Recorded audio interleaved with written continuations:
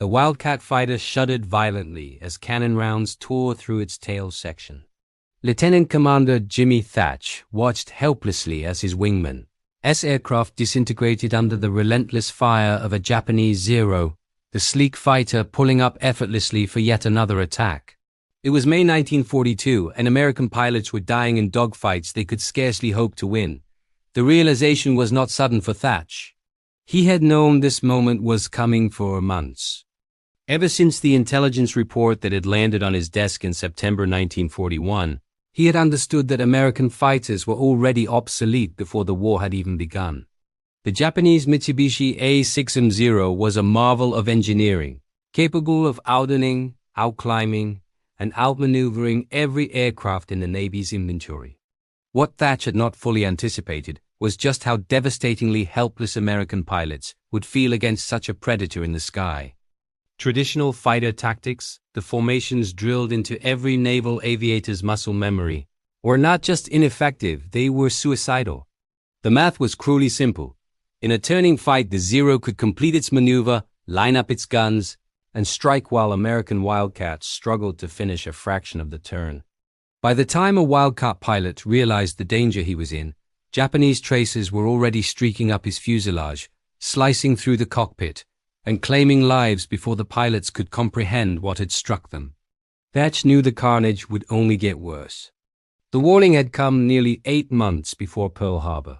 On September 22, 1941, an intelligence bulletin marked Eyes Only arrived at Naval Air Station San Diego. Thatch, commanding Fighting Squadron 3, read the report twice to ensure he had understood it correctly. Then he sank into his chair, the weight of impending reality pressing on him. The report confirmed what no naval officer wanted to believe. Japan had developed a new fighter, the Mitsubishi A6M0. Reports from Chinese sources detailed its specifications, which seemed almost impossible. A rate of climb of 5,000 feet per minute. A turning radius tighter than anything American pilots had ever encountered. A maximum speed of 330 miles per hour. A combat range of 1,200 miles. Every single parameter outclassed the F-4F Wildcat that Thatch's pilots flew. The Wildcats were slower, climbed poorly, and could not hope to match the Zero in a turning engagement. Against these odds, any traditional dogfight would spell disaster. That night, Thatch carried the report home to Coronado, to his modest house near the Pacific coast. His wife and young daughter had long since gone to bed. Alone at the kitchen table, he pulled out a box of matchsticks, each representing a fighter, and began a meticulous, painstaking process of arranging them. He simulated attacks, defensive maneuvers, and formations over the smooth wooden surface, trying to visualize a tactic that might give American pilots a chance against the superior Zero. Night after night, hour after hour, he moved those tiny sticks, testing the limits of possibility. At times, he muttered aloud about angles, separation distances, and timing. He filled notebook after notebook with diagrams, each potential formation painstakingly analyzed and rejected or refined. Every attempt revealed the limits of traditional tactics. Bunched together for mutual support, the Wildcats became easy prey for the Zero's unmatched agility. Spread them too far apart, and they were picked off individually. The defensive circles and the lubri maneuvers of World War I were obsolete, deadly traps against aircraft that could turn inside the circle. The Navy's doctrine assumed parity between opposing fighters. When one aircraft was significantly superior, every standard tactic collapsed. Thatch faced an impossible problem. How could he allow his pilots to survive against an aircraft that outclassed them in every measurable way? Yet, he continued moving those matchsticks because he knew what failure would cost. Then in October 1941, 2 months before Pearl Harbor, the pattern clicked. He positioned 2 matchsticks side by side, separated by a precise distance, roughly equal to the Wildcat's turning radius. When he simulated an attack from behind, the defensive maneuver worked. By turning toward each other in sequence, the 2 fighters crossed paths, creating a constant threat to any enemy pursuing either one. It was simple in concept but deadly in execution. This would become the foundation of the Thatch Weave. Thatch had discovered that through timing, coordination, and trust, inferior aircraft could survive and even gain the upper hand. The formation was elegant. When a Zero attacked one fighter, the pilot turned toward his wingman, who simultaneously turned toward his partner. The aircraft crossed paths like scissors, constantly presenting the attacking fighter with an impossible choice. Attack and face head-on fire, or break off and lose the target. The Weave turned the Zero's greatest strength, its maneuverability, into a liability. Before testing it in battle, Thatch tested it against the best pilots he could find. In early 1942, he took 3 Wildcats up to simulate defense, while Ensign Edward "Butch" O'Hare led 4 Wildcats in aggressive attack maneuvers. O'Hare was a gifted marksman, quick, precise, and intelligent. If anyone could break the Weave, it would be him. They climbed to 15,000 feet over San Diego and began the exercise. O'Hare tried every angle, every altitude, every speed. Each time, the Weave countered him. He came in from behind, above, below, and from the flanks. Each attempt ended with him staring down the nose of another Wildcat. Frustrated but exhilarated, O'Hare landed and admitted that the formation worked perfectly. The test confirmed the theory, but the real trial would come against Japanese Zeros in combat.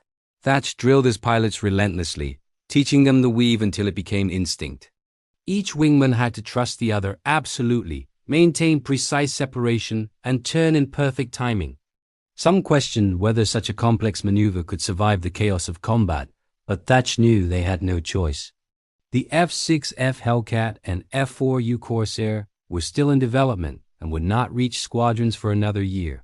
Until then, the Weave was their only chance. By April 1942, Thatch's experienced pilots were reassigned to other squadrons. The F-3 had to be rebuilt almost entirely with newly trained aviators.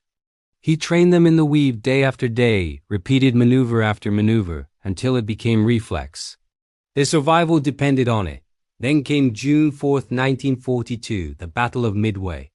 Thatch led 6 Wildcats as escort for Torpedo Squadron 3, 12 Douglas Devastator torpedo bombers flying toward the Japanese carrier fleet. The slow, obsolete bombers required fighter protection desperately. As they approached the Japanese positions northeast of Midway Island, Zeros swarmed down like a cloud of hornets. Thatch watched in horror as 10 of the 12 Devastators were shredded within minutes. Outnumbered 15 to 20 against his 6 aircraft, he positioned his pilots for the Weave, knowing it was their only hope. The maneuver worked exactly as he had designed it on his kitchen table months before.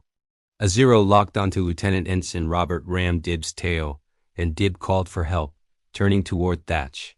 Thatch mirrored the turn. Their paths crossed, weaving like scissors. Thatch dove under Dibb's fighter and fired a sustained burst into the Zero's engine, igniting it and sending it spiraling.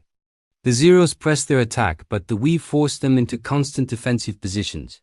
Thatch and Dibb crossed again and again, while Lieutenant Brainerd Macomber followed precisely, maintaining the formation. In less than 10 minutes, Thatch had shot down 3 Zeros. Dibb claimed 1, and the remaining Wildcats survived against overwhelming odds. The tactic had been proven in the deadliest air combat of the Pacific War. News of the Weave spread quickly. Pilots who had dreaded facing Zeros suddenly had a fighting chance. The formation required no radio communication, relying solely on visual cues and trust between wingmen. Commanders across the Pacific recognized its effectiveness. By August 1942, the Weave was standard doctrine for Navy fighter squadrons. Marine pilots on Guadalcanal adopted it, countering daily attacks by Zeros and turning the tide in countless engagements. Japanese aces, including Saburo Sakai, encountered the Thatch Weave in battle. They found that their previously guaranteed victories were no longer assured. They were forced to attack cautiously, often breaking off when faced with a coordinated American formation. The psychological impact was profound. The Weave turned the Zero's superior turning ability from an advantage into a trap. As the war progressed, the Thatch Weave was adapted to newer aircraft. When the F-6F Hellcat and F-4U Corsair entered service, pilots continued to employ the tactic. The Army Air Forces also applied it to P-38 Lightnings and P-40 Warhawks. In Europe, P-51 Mustang pilots used modified versions to protect bombers against German fighters. The principle was universal. Coordination and discipline could overcome technological inferiority. John Thatch continued his career, rising to admiral and pioneering other tactical innovations. Even during the Vietnam War, F-4 Phantom pilots used the weave against North Vietnamese MiGs. The core principle endured.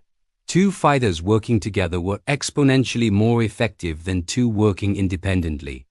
His contribution became foundational doctrine worldwide, studied by air forces as an example of tactical innovation triumphing over equipment disadvantages. Thatch died in 1981, buried at Fort Rosecrans National Cemetery in San Diego, overlooking the Pacific. A frigate, the USS Thatch, was commissioned in his honor. Yet his greatest legacy remained the weave itself, a testament to the power of methodical analysis, innovation born of necessity, and the life-saving impact of preparation and teamwork. The story of John Thatch and his matchsticks illustrates a timeless lesson. Superior thinking and coordination can overcome superior equipment. When faced with seemingly impossible problems, the solution may not lie in acquiring better resources but in rearranging what is already at hand.